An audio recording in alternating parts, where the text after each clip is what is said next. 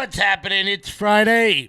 Friday, November 8th, 2024. My name is Kevin Smith. Thank you all so much for tuning in to Loud Majority Live. We got a jam-packed show for you guys today. Later on in the show, we are going to be joined by Monica Paige, the new White House correspondent for Turning Point USA. Really excited about that for a bunch of different reasons. One, Monica's awesome. But two, is new media going to start to begin to have a seat at the table in places like the White House press briefing room? A place that is quite exclusive. Quite exclusive. AC9 wants to know where. There you go. Here's the hair. Boom. Look at that. Just for you. Just for you. Also, the media meltdown continues. These arrogant people will never understand why they lost, and because of that, they will probably continue to lose. We've got so many examples of this. It's out of control. Out of control. Absolutely unbelievable. Oh, and, funny enough, Eric Adams, shockingly, I wonder why. I can't imagine why. I can't imagine what could have happened in the last week that would have made him change his views on certain things. But Eric Adams is about to put an end to a very, very expensive program. Wow. I wonder what this might have to do with. Before we keep rocking and rolling here, guys, hit that thumbs up button. Share the video out all over the place. Oh, no. That's the chat from yesterday. Boom, there's the live chat. Giddy up. Guys, once again, hit that thumbs up button. Share the video out all over the place. If you are watching on Facebook, please do me a favor. Hit the @ button in the comments section and hit the followers tab. So for some of you, it might say highlight. Some of you might say followers. Please do that. It really helps grow the show. It really helps grow the show. Shout out to everybody watching all over the place. Amy, how are you? Lala, how are you? Bob R, what's happening? Kehe, what's going on? What's happening? TD Hodges, how are we doing? How are we doing? I'm super excited about it today. Super excited. Hazel Kitty, what's happening? Also, once again, guys, in case you didn't hear yesterday, in case you did not hear yesterday, this weekend, in case you guys didn't hear yesterday, this weekend, tomorrow, from 12 to 3, we are going to be having our Trump victory party, our Trump victory celebration at the Seaford train station. Come on down and say hello. We got food trucks coming. Bring your barbecues. Feel free to fill up a cooler. If you want to put Miller Lite in there, I won't stop you. You know, just bring some cups. Bring some cups, please. Okay, you know, the cops are cool, but they're not that cool. They're not that cool. Guys, hit the thumbs up button. Share the video out all over the place. Oh, what is going on here? Hold on a minute. Something here is happening. I do not have a Rumble show up. What is going on here? Everybody, give me 1 second. Give me 1 second real quick before I come back. You're still looking good. I'm still feeling good. You know, I've got all your MyPillow products. Mattress topper, bed sheets, MyPillows, towels, slippers, blankets, sleepwear, dog bed. Whoa, Charles. Everyone now can get MyPillow products at huge discounts at MyPillow.com. That's right. Now's the time to go to MyPillow.com or call the number on your screen. Use your promo code to take advantage of our 3-in-1 sale. We're bringing you exciting new products, overstock specials, and closeout deals you won't find anywhere else. For example, when you buy one of our brand new MyPillow 2.0s, you get another one absolutely free. And with our overstock sale, you save 50% on our luxurious Giza Dream bed sheets. That's as low as $29.99 for the best sheets ever. And with our biggest closeout special, you get our all-season slippers for only $35. Or our sandals and slides for just $25. Quantities are limited, and once they're gone, they're gone. Guys, head on over to MyPillow.com, promo code LOUD. That's MyPillow.com, promo code LOUD for up to 80% of everything on the website. That's MyPillow.com, promo code LOUD. Let me see. It should be working. Sorry, right now I don't have a Rumble stream up, so I've got to get this. I got to get this figured out real quick. Not sure what is happening here. Give me 2 seconds. I was going to head over to Rumble, but yeah, no, Tim. Give me 2 seconds while I get this all worked out.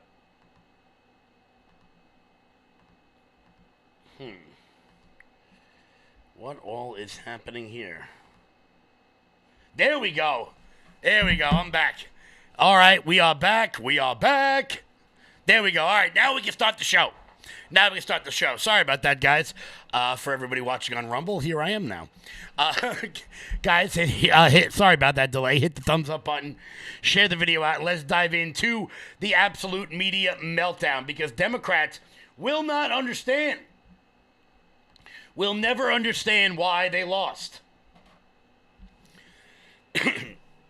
They will never understand why they lost. But luckily, there's somebody out there like Scott Jennings. I want to be clear. Scott Jennings over at CNN has the greatest job on planet Earth.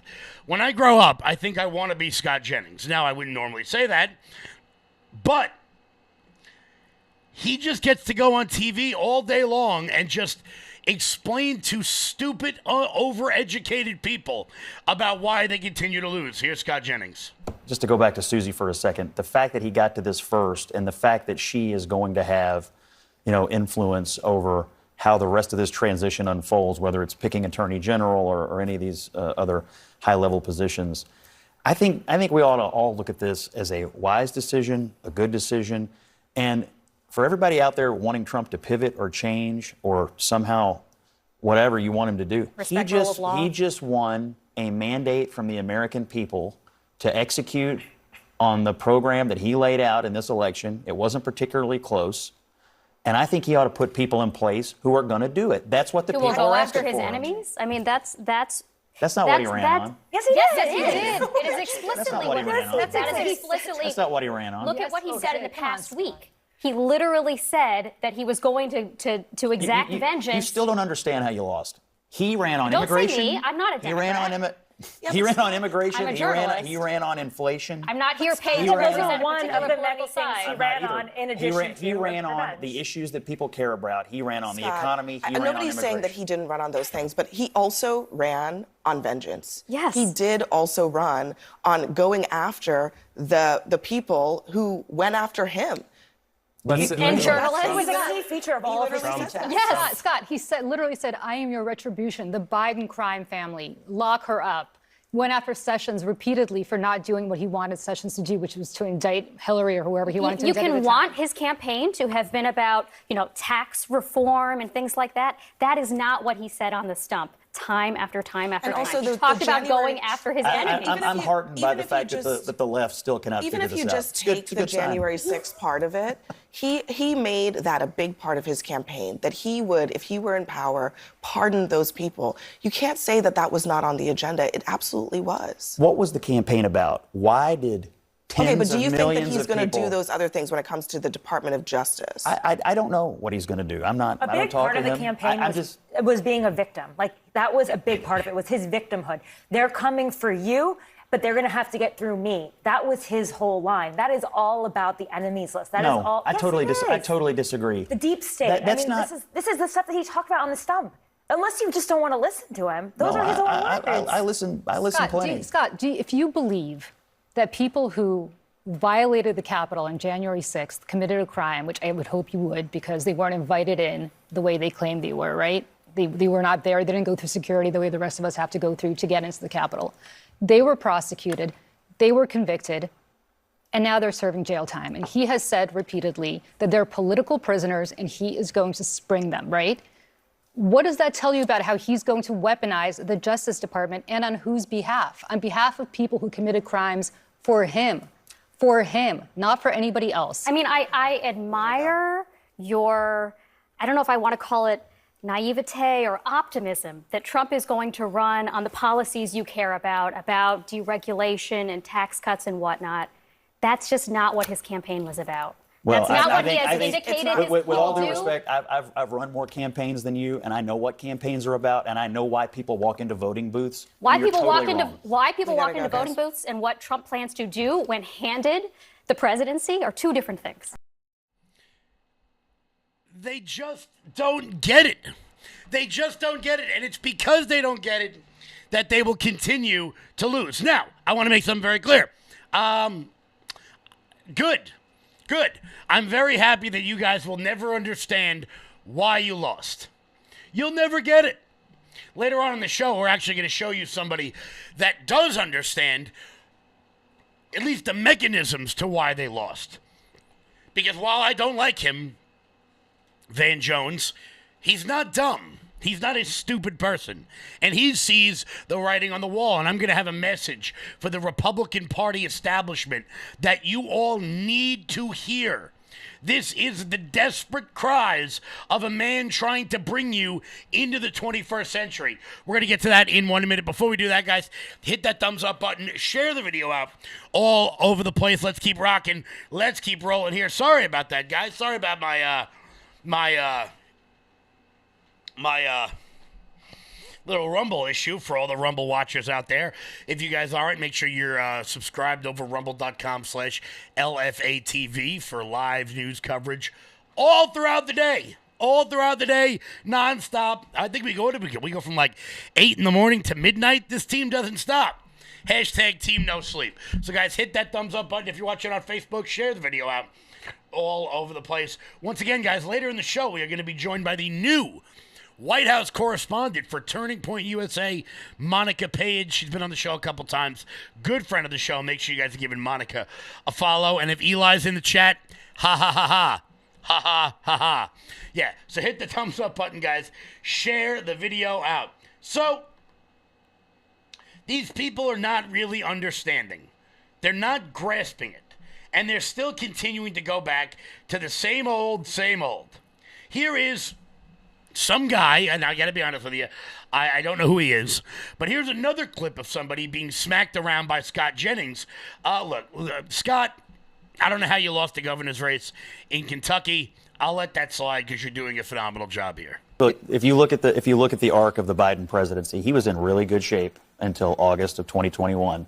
When Afghanistan happened, he went under 40, she went under 40, and they really lived there until the end of the presidency. He's still there. Why? I'll tell you why. Because he ran and told us that the adults were back in charge, and that was the opposite. Yeah, they of were that. because and Donald Trump was a child. And you know what else? Yeah. And you know what else? He's a the fact that they wouldn't give these 13 service members' families the time of bullshit, day. Dude. Time of day. I'm sorry, but Donald Trump hates veterans. He called them suckers and losers. He did. He absolutely, he has his whole life. He has his entire life. I know you're super emotional. I just. Of course I am. I'm terrified. I'm telling you, the political reality is that when they made that decision. It doesn't matter. But you don't admit that Donald Trump hates veterans. You don't admit it. You deny a man, Chief John Kelly, a Marine. You say he lied. You're still campaigning. You say he lied. It's not over. It'll never be over. I want to hear what It'll never be over. You wish. The political reality is when they made that decision and everyone realized, oh my gosh, these aren't the competent adults that we were promised. Donald Trump does. And then when you pile on top of it the decisions that made inflation worse, it was a compounding interest of political crap over time that they could never get out of. And that's how she lost the race. There was a bipartisan consensus to get out of Afghanistan. That wasn't the point. It was the way it was Trump's done. Decision to get no, out hold on. It was the implementation. It was the fact that they took out our soldiers first instead of last, which is you would think would be common sense. And again, it's like you said, we thought the adults were in the room. That's why people voted for Biden. A return to normalcy, a return to competence. He's a lifelong public servant. We thought we're going to get normal, we're going to get competent. And that's what we did. We did. And the veterans community, Afghanistan doesn't signal that. The wars in Afghanistan, the war in Iraq, the Republican policies that led to those wars, the idea that Joe Biden made the final difficult decision, and his administration and his military leaders. I mean, you guys live on the tippy top of bullshit mountain. If you actually think that so many people think that the pullout of Afghanistan was the pivot point, are you kidding me? I mean, I can read a chart and I can read a poll. I guess you can't. But the reality is when he made that decision. Your petty insults are so weak, dude. You have no idea. Like, I don't even understand if you hear yourself talking. Look, you can laugh all you want, but like, I can't read a chart. Like, it's just so hacky. It's so uninteresting. Look, the reason that we brought this up is because I mean, obviously, this guy who I got to be honest with you, I don't I don't know. I'm not very familiar with this new freshly shaven testicle on CNN. I'm unaware of who he is. But apparently, this guy can't read a chart because the grown-ups are not in the room. They never were. The old man has been dead. The new lady is incompetent. The people they put in charge are useless. And the American people spoke, and they just can't handle it. Here is CNN admitting Donald Trump not only had a popular vote victory, not only swept all the swing states, but had historic gains we have only seen once in the last 100 years. The breadth of the improvement that Donald Trump had. Holy Toledo. All right. Trump gained ground in 49 states and the District of Columbia compared to 2020. I went back through the record books. When was the last time a party gained in so many different places? You have to go all the way back to 1992 when Bill Clinton improved upon Michael Dukakis's performance in 49 states, plus the District of Columbia. The bottom line is no matter where you looked on the map, Kate Baldwin, no matter where you looked, Donald Trump was improving on where he did 4 years ago, except for Washington State. It is no wonder that at this particular point, he looks like he's going to be the first Republican to win the popular vote since George W. Bush back in 2004. And to pull that off, he gained ground with groups that Republicans do not generally count as part of their winning coalition, or really at all. How much ground did he gain? Yeah, holy Toledo. It's just like, oh, my goodness gracious. These are the types of groups that you would never have thought that Donald Trump would have gained so much support among 8 years ago when he first won against Hillary Clinton. Trump's was the best GOP showing among 18 to 29-year-olds in 20 years. You have to go all the way back to 2004. How about among black voters? It was the best performance for a Republican candidate for president in 48 years since Gerald Ford back in 1976. And among Hispanic voters, the exit polls only go back since 1972. But Donald Trump's performance on Tuesday was the best for a Republican presidential candidate in exit poll history. He literally goes all the way back through history and breaks history. This is what we're talking about, Kate Baldwin. Groups that you never thought that Donald Trump would do well among, even for a Republican candidate, that is what he did. If the 2016 election was about Donald Trump breaking through with white working class voters, this election was about breaking through and going to that Democratic coalition and tearing it apart. And it wasn't just what he did for his own support. It trickled down to helping the Senate and helping in the House? Yeah. So, a lot of talk this morning and this week is, the GOP is going to have a Senate majority. We don't know if the Republicans are going to have a House majority, but we think that that's the most likely to be the case. But I want you to look at the 2024 House GOP national vote showing. So this is the House popular vote. Currently, the GOP is ahead by 5 points. I expect that to shrink a little bit as some of the California results come in. But if let's just say he wins, the House GOP wins by more than 2.6 points, it will be the best House GOP showing in a presidential year in the House popular vote since 1928. If there's any viewer out there who is that old, God bless you. But the bottom line is it was probably the best House GOP national vote showing during most of our viewers' lifetimes. And just in case anybody watching this needs to hear this, anyone who might have lost is because you ran away from the America First agenda. You ran away from the populist message. You went on. Never mind. I'm not gonna finish that sentence out loud. But if you lost, it's because you ran away from the presidency. You ran away from the president. Someone told you, some consultant in Washington, D.C., who charged you 5 times as much as I would have, that, you're in New York. You've got to play to the middle. You've got to play nice, buddy. No! Many of you are not wartime conservatives. And if you're not a wartime conservative, then I've got no time for you. Because Democrats, in their lame duck session, are already starting with the nonsense. They're already beginning to try to leave their indelible mark on history. And naturally, and I want to make this very clear, when it comes to a really, really, really shitty idea, obviously we have to bring up Bakari Sellers. But before we do that, guys, hit that thumbs up button, share this video out all over the place. Let me ask you guys, have you ever wanted to own a pair of night vision goggles but didn't because of how expensive they were? I get that, especially in this economy. Well, now you can grab one for under $200 from our new sponsor, TacRite, baby. Similar night vision goggles sell for over $4,000 because once they're military grade, the price goes up. However, TacRite was able to make a revolutionary new night vision system, baby. Night vision goggles require at least a little bit of light to work. However, TacRite night vision lets you see even in the pitch dark. Our viewers can get an amazing one-time discount. You can grab yours today for under $200. You don't even need a coupon code. Just go to TacRiteLFA.com. That's TacRiteLFA.com. This would make a great Christmas gift for anyone interested in the outdoors, in hunting, in the military, or people who just want to feel safe at night. But this offer won't last long. So get yours today, guys. Go to TacRiteLFA.com. That's TacRight.com. So, as I said, when it comes to the king of all bad ideas, we have to make sure we bring up Bakari Sellers. Because if Democrats want to continue to lose, you should keep listening to him. Here was Bakari Sellers floating his new idea. His new idea, which,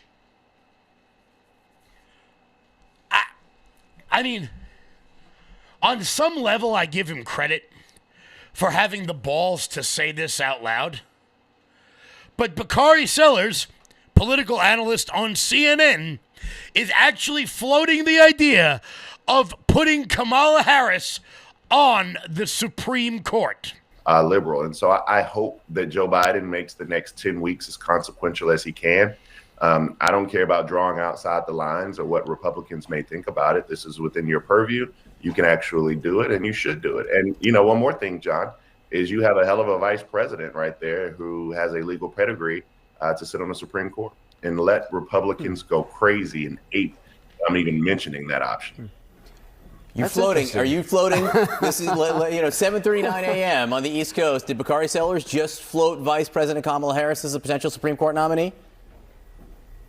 Not only am I floating it, but I want to stir up everything. I want people's heads to explode this morning so we go into the weekend just knowing that the chaos has not ended just yet. This is why you lose. Because, first off, I want to be clear. There is nothing on this planet that just oozes democratic elitism like the propensity to fail up, okay? Normally in life, when you fail, you get knocked down a rung. If you get brought up to the major leagues and you can't hit the ball, you get sent back down to the minors. But in democratic politics, that's not how this works. I'm going to explain to all of you how we got to this point with Kamala Harris, okay? She was in San Francisco. She was the district attorney of San Francisco, and everyone hated her there. So they said, how do we get rid of her? I know. Let's promote her to state attorney general, get her out of our hair, drop her in Sacramento.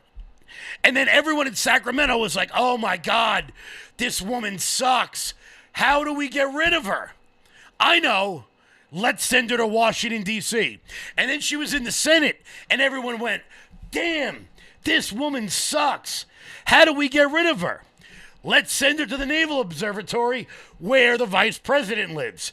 Now the American people were like, damn, this lady sucks. And Bakari Sellers goes, you know what we should do? We should give her a lifetime appointment to the Supreme Court. Go for it. Go for it, guys. Let me know how that goes.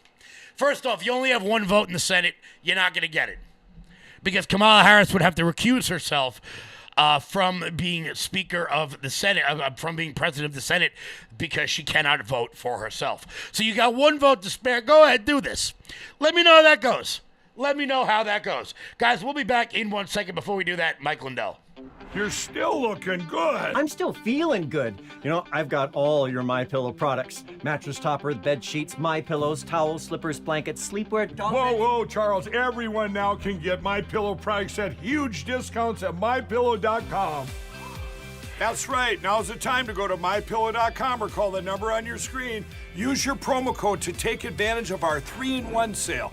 We're bringing you exciting new products, overstock specials, and closeout deals you won't find anywhere else. For example, when you buy one of our brand new MyPillow 2.0s, you get another one absolutely free. And with our overstock sale, you save 50% on our luxurious Giza Dream bed sheets. That's as low as $29.99 for the best sheets ever.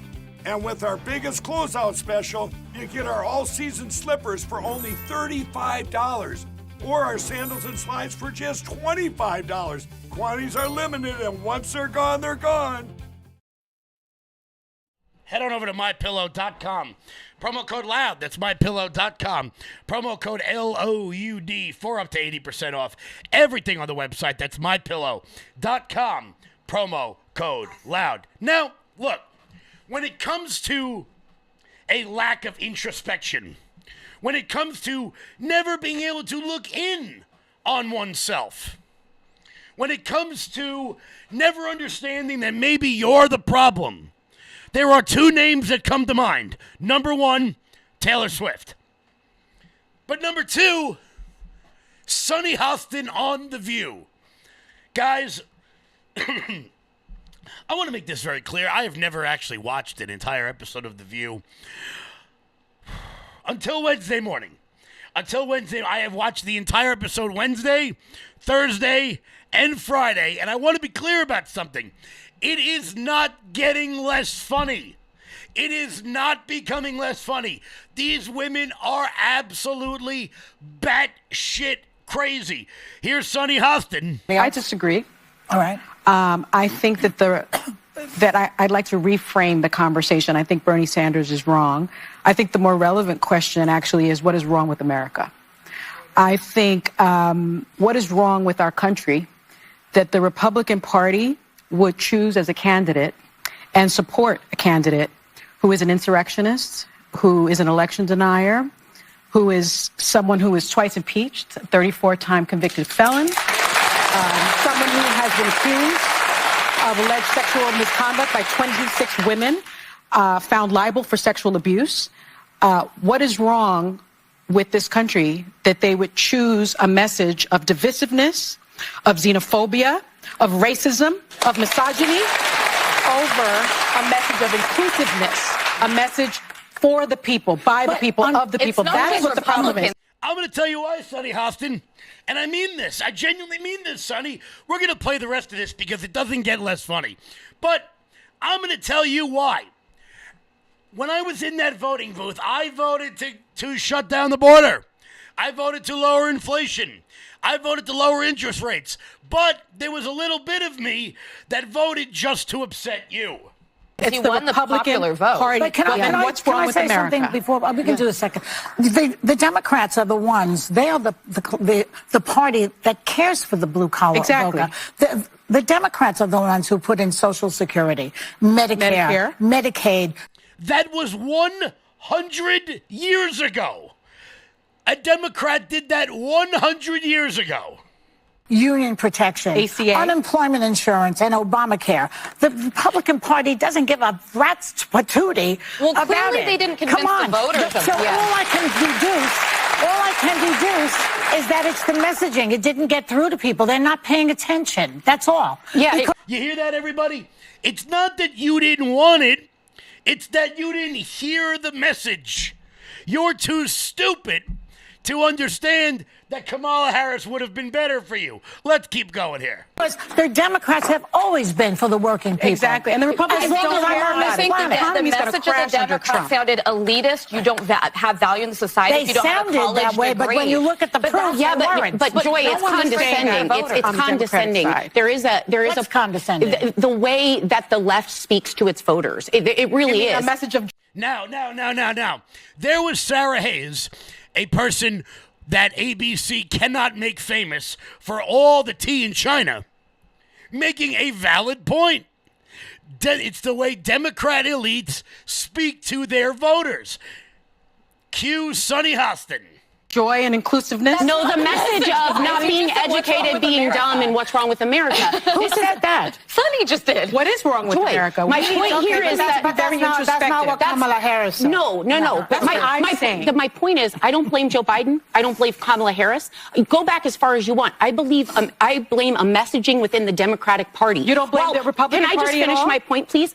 I obviously have a problem. Anyone has a problem with Donald Trump. The bigger question should be, yes, Sonny, why did they vote for him? Yes. In sweeping. So they need to be introspective. No, Sonny, you need to be introspective.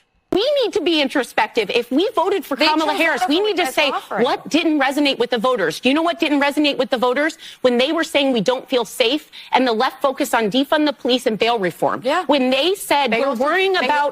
Can I just finish? Let me just finish real quickly. When they were focused on renaming. It's only an hour show, ladies. Joy. When they were focused on renaming schools, there were people saying, hey, students are destroying colleges. I paid for that. I sent them there. They can't learn. And everyone apologized for it and didn't want to attend to it. They also denied the border was a crisis and kept saying, no, it's fine. This is not a... There was a border bill, though. There was a border bill. Yes, but Joy, my point is they screamed and screamed and screamed. They didn't vote for him because he's a racist or a misogynist. They voted because they needed help in their everyday lives. But Sarah, the majority of this country, because every stat coming out on the people willing to self-reflect are showing these. Oh, wait, they're going to say I'm a racist and a misogynist in the exit poll? You really think 74 million people are racist? Who's going to say that? Every racist and misogynist voted for Donald Trump. Not everyone that voted for Donald Trump was a racist and misogynist. I agree with that. Everyone swept. They swept every category, and the reason they did is to say, hey, guys, no excuses this time. Yeah. Look, they lost everything. There's still half the country that doesn't environment to be ravaged, it's children to be shot, it's wealth to be hoarded, it's workers to be exploited, it's poor to starve, it's cops to murder. So you think America's the country problem? in trouble. It's America's the problem. So I'm going to be honest with you. That might be one of the most important clips in media history because that girl Sarah Haynes, obviously, her opinion doesn't matter as much as Sonny Hostin because Sonny Hostin is a woman of color and Sarah Haynes is, I don't know, normal just white lady, the milk toast walking down the street. But it's about a little introspection. Why can't I said that word wrong twice already. Look within you. Maybe you're the reason why everyone hates you. Here's Megyn Kelly doing the same thing. One of the big losers. The celeb crowd. Beyonce, loser. Oprah, huge loser. J-Lo, you matter. Loser. If you want to talk to me about what it is you're doing to your skin, I'm all in. Go on. You got my full attention. If you want to tell me who to vote for or what's happening with the economy or immigration, please sit down. We would like to know what happened between you and Ben Affleck, what happened between you and P. Diddy, exactly what you're doing to your butt, and how you keep your skin so glowy. That will end the list of things we care about J-Lo's opinion on. Taylor Swift, sorry, you effed around and found out. You do not have unlimited influence. The young girls love you because you sing songs about men who break up with you, and they can all relate to that. No one gives two shits about your political opinion, so you should take it and stuff it. That could be your next song. Stuff it. It's not that hard, guys. It's really not that challenging. But people like Sonny Hostin will never understand it. Before we get to Monica Paige, guys, hit the thumbs up button because I got one more clip I got to show you that is going to make your head explode. At the expense of the hairpiece of MSNBC, Joe Scarborough. Before we get to that, guys, hit that thumbs up button. Share this video out all over the place. Guys, also, head on over to lfatv.us. That's lfatv.us. That's your home base, your mothership, your landing pad for all things LFA TV related. Guys, check out the LFA TV store. And while you're there, consider becoming a monthly donor over to lfatv.us. That is the best way to support this network and everything we've got going on. Guys, it's lfatv.us. So, Joe Scarborough on MSNBC might be the most elitist snob that has ever lived. Watch this clip. Your head's going to explode. I want to talk about economy for a second. A few weeks ago, 3 weeks ago, somebody who was going to be voting for Kamala Harris came up to me and said, "Oh my God, Trump's going to win." I go, "Why is that?" He goes, I went to the grocery store. Butter's over $3. I kind of laughed and I said, well, that's kind of reductive, isn't it? Said it to myself. To him, I smiled and I said, good point. But it actually, everything we're hearing after the election is, I'm just saying, the $7. What's that? The $7. What's that? Butter is $7? Yeah. What? Some Is places. it framed in gold? Okay. Anyway, where you go. But, okay. Well, yeah. Okay. Well, anyway, my point is this, Willie. My point is this, Joe Scarborough. You haven't been in a supermarket in a decade. You have no idea about what average people are going through. You have no right to talk about anything. You don't know that butter is $7 for a pound of butter? Of course you don't. And what's funny about it is that Joe Scarborough was shocked that butter was $3 a pound. And then he had to be corrected by his wife, who said, no, actually, it's $7 a pound. That might be the most elitist snobbery I have ever seen in my entire life. What is it, wrapped in gold? No, it's wrapped in wax paper, just like the rest of the butter out there, you pretentious asshole. Woo! I love that one. Guys, we're going to be back in 1 minute with the new White House correspondent for Turning Point USA, Monica Paige. We're going to be talking all things new media, what it is like to be on the forefront of this new incredible movement. And then afterwards, we're going to talk about where all this goes next. Guys, we'll be right back. Alrighty, guys, we are back. Super excited to introduce you guys. Well, not introduce you. She's been on the show before. To return, one of my first returning guests on the show. She is the new White House correspondent for Turning Point USA and one of the new hosts of Frontlines with Turning Point USA. Everybody, please say hello to Monica Paige. Monica, how are you? Great. I'm feeling good. We got the joy and vibes on our side. Absolutely. The title of the show is today, Life is Good Again, and it is. That was actually your line that you sent to me right after the election. You were like, life's good again. Life's good. Life feels great. We're back to normal. We're back to normalcy. We're back to what this country was founded on.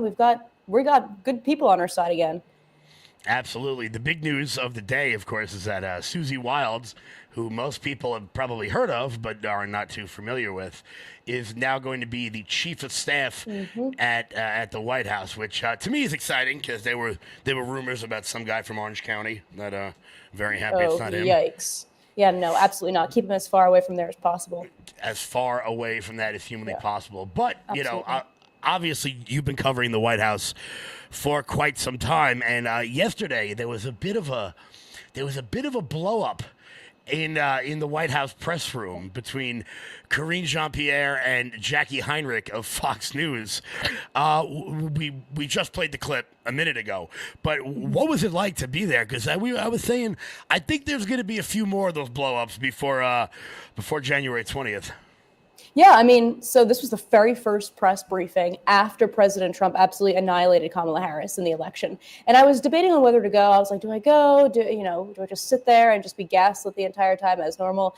But today I made the decision to sit in the back row as always and just get a lay of the land. What's the mood on the ground here right now? And people were tense. Reporters were tense. They obviously are not excited about a Trump White House, and their questions reflected that. But at the very, very end, Karine Jean-Pierre started to end the press briefing. As soon as Jackie Heinrich asked her question, she was like, you know what? This is not where, you're twisting my words. You're twisting my words. That's not what I'm saying. And I'm like, you know what? This woman has been twisting her words to make it seem like everything's been okay for the last 4 years, and things haven't been for the American people. For the everyday people, things have been horrible. Nobody can afford anything. So Jackie Heinrich was very valid in asking her question. She was like, she's basically asking, you know, are you going to apologize? Do you take any responsibility for, you know, instilling fear in the American people that Trump is a threat to democracy that you keep saying in every briefing, threat to democracy, where this is what's at stake. And she's like, you know what? You're twisting my words. I'm done here. She closes her giant book of just non-answers and leaves. And that's it. So we all just look at each other like, wow, that's really what it is. So first press briefing off to a very crazy start right after Trump won just 3 nights ago. Incredible.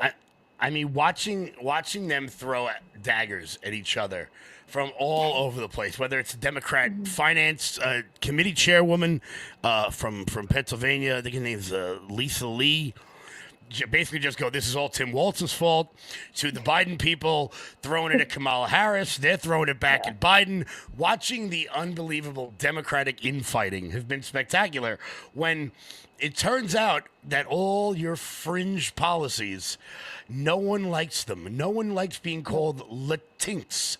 I'm so happy that didn't catch on. But I mean, as a very obvious Puerto Rican man, I'm very happy that didn't catch on. But they have no introspection whatsoever. No. And we saw Joy Reid, the chief race hustler on MSNBC, maybe second to Sharpton, but one of the best race hustlers, blame white women for Donald Trump winning. Now, you are obviously among that category. What say you to Joy Reid and her ridiculous critique? I mean, it's very on brand for Joy Reid to say something like that. I mean, it's always the white person's fault, whether it's the white man or it's the white woman. But at the end of the day, Donald Trump brought record number of Latinos out, Hispanics, Black people, young votes as well. He brought record number of those voters out from the woodwork. And honestly, there are a lot of people who were supporting Donald Trump who were not outwardly supportive of him. They were too afraid to express their opinion, God forbid, because of people like Joy Reid who immediately jump on every chance they get to attack them, to attack women. And for a party that always says, you know, oh, we're so pro-woman, let's bring up this feminist revival.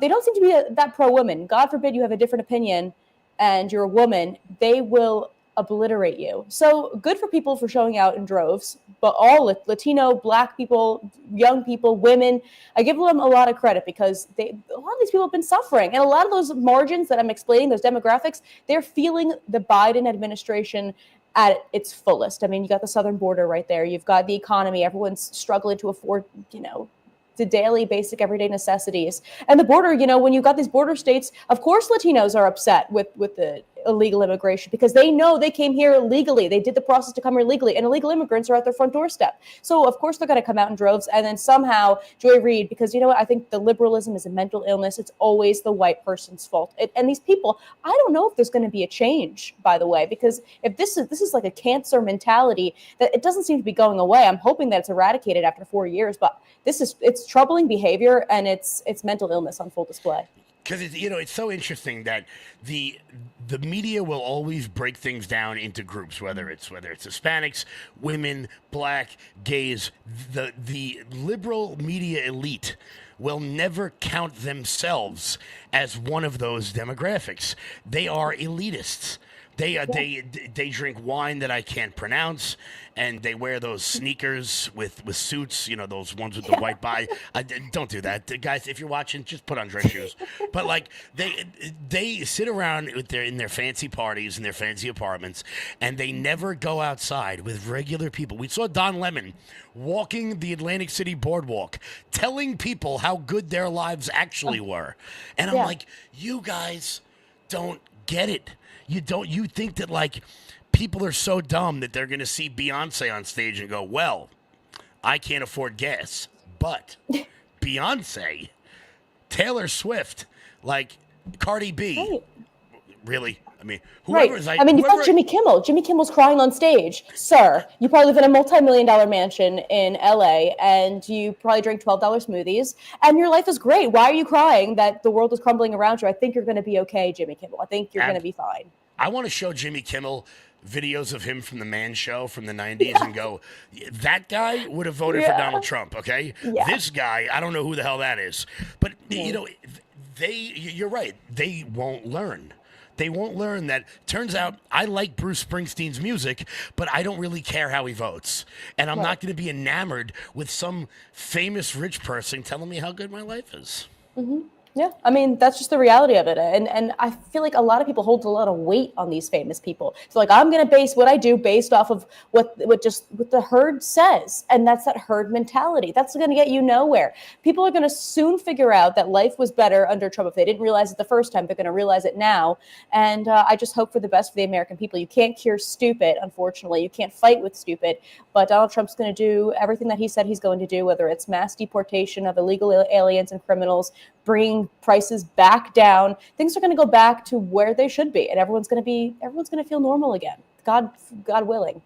Exactly. And Jimmy Fallon was joking around. He said that I guess Thanksgiving's going to be weird again this year. And I thought to myself, I can't wait. So if Kamala Harris had won, it wouldn't have been. Right. It would have been very weird for us. But now I can eat my mashed potatoes with a big ass smile on my face, knowing that my cousin's going to be sitting right across the way. That's exactly how I feel. I'm like, Thanksgiving's going to hit so different this year. I'm going to walk in with the biggest smile on my face. Across from I've got the same cousins as well that really, you want to talk about liberal mentality. They are so far gone. And they're trying to get my aunt on board too. So we're all going to be sitting there and be like, yes, life is good again. Life is so good. That's what I said to you. We are back. And I told one of my liberal friends, I said, don't worry. These 12 years, they're going to fly by. Oh yeah. They're gonna. I'll be 47 when we lose power. Oh my God. Jesus. I don't want to think about that. I just said that out loud. Oh my God, that's terrible. But so new topic. Wow, that I think I just threw my back out saying that. Once again, guys, we are joined by White House correspondent Monica Paige. So you are in a new role now over with Turning Point USA, hosting Frontlines with that. Is Savannah still hosting it, or is she? You guys doing it together? Yeah, so basically it's like a group of video journalists, and we just go around to like just the crazy scenes on the ground, whether that's destruction and devastation or protests or whatever it is. She kind of like leads the charge when it comes to that because she's been really making such a fantastic mark on just what Frontlines is. So she's got her own kind of niche and what she's been doing. We got Kalen, he's doing his own thing as well. Brandon Dre's been traveling up and down the East Coast covering protests. And then myself, I was trying to cover protest on the night of the election. That was like my first ever kind of project that I was doing. And unfortunately, there was not that much chaos. I mean, you've got maybe like a couple dozen pro-jihads coming out and just kind of protesting Kamala Harris, F Donald Trump. We don't know what the hell these people stand for. They just want the jihad here in America. And, you know, that's what these people do. So there was just like that. You had a pro-Jesus giant lit up cross in Lafayette Park. You had just a bunch of different protests all kind of moshed together. It felt like a fever dream being on the ground there. But that's essentially where I was. And that's now my new role is now going to be the White House correspondent at Turning Point for Frontlines. So press briefings, anything the president is doing, I'll be there shouting my questions on the South Lawn. Nothing's been changed, thankfully. So now that President Trump's back, I think it's going to get a lot more fun, a lot more friends in the White House for both of us, and just a lot more action. It's not going to be a sleepy White House anymore. We're going to have press briefings with the president. We're going to have traveling. We're going to have just like random, because he just randomly calls the press. I'm going to do a press conference. Let's go. South Lawn right now. So it's going to get exciting. Things are going to be happening. We're going to get transparency because this White House gave us nothing. So now we're going to get all that good stuff back, a lot of communication, thankfully. And we're going to, it's going to be great. So I'm very excited to be with Turning Point and being in this role. And of course, on this show, all opinions are my own. And this is what I feel is going to be what's really, really incredible coming up. That's so awesome. And I'm so happy that Turning Point USA is able to have somebody in the press room like that, because there is look, if this election has proved anything, it is the beginning of the end of traditional linear media in that sort of way, and the rise of wait till you see what kind of group I put myself in here. The rise of shows like mine and Joe Rogan and because I'm definitely in that camp. But the rise of sorts of shows like that where people are getting their, I can't even say with a straight face, but the rise of that new media where people, I laugh when I think about people like David Muir and Nora O'Donnell and Jake Tapper. I'm like, do you guys know the boat you're on is sinking? Are you aware Kevin, of this? we've come so far from that, because I remember being a kid and watching David Muir on ABC World News Tonight and being like, wow, he's really great. This was probably like, I don't know, 15 years ago. And now look where we're at, where, you know, people are just expressing the truth in these podcast style shows like you're doing. And this is what we need to have. And it's going to be really refreshing to see more of that in the White House. And just seeing how far we've come from that. It's very impressive. And it gives people a lot of hope too, that your voice can be elevated just as much as the next person's. And we live in America. You can say what you want to say. It's Absolutely. great. It is so great to be on the forefront, you Yeah. know, with people like you of this new media world where, you know, I feel like this is like I feel like we're the first people on television when the world was still listening to radio. And it is so fantastic to be a part of it. But I will absolutely see you down in DC now that I'm far more comfortable being in that city.